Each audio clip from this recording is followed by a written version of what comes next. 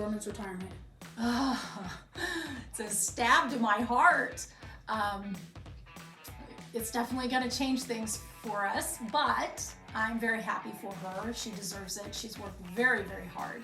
And I hope her retirement is full of books and gardening and travel and all the things that she loves, and sleep. Lots and lots of sleep. Dohrman's biggest pet peeve is? Mrs. Dohrman's biggest pet peeve is probably lazy workers. Mrs. Dohrman likes to do in her free time.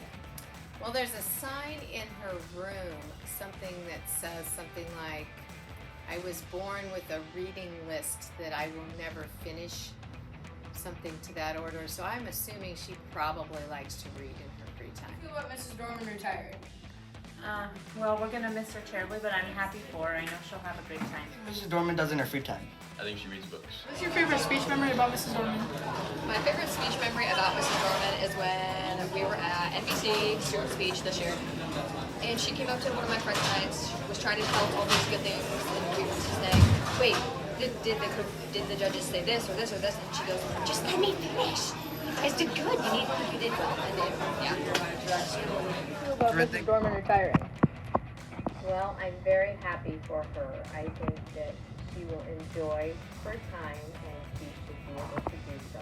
Mrs. Dohrman's biggest pet peeve is? I think her biggest pet peeve is when people get up and move around during class. Can you name all of Mrs. Dohrman's family members? I can name her husband, John. She has 2 sons, Derek and Devin. Actually taught both of them, so. Favorite speech memory about Mrs. Dohrman? My favorite speech memory with Mrs. Dohrman is when my OID was practicing and she told us to stay sexy. Mrs. Dohrman does in her free time? In her free time, I think Mrs. Dohrman likes to read and maybe work in her garden. Impersonation of Mrs. Dohrman. Bat. Alrighty, guys.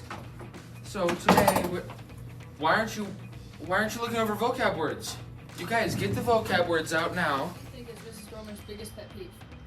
Well, I'm pretty certain it's the same as one of my pet peeves, and that is talking while I am talking or trying to teach something. Describe Mrs. Dohrman. I would describe Mrs. Dohrman as the most kind-hearted, giving person that you will ever meet.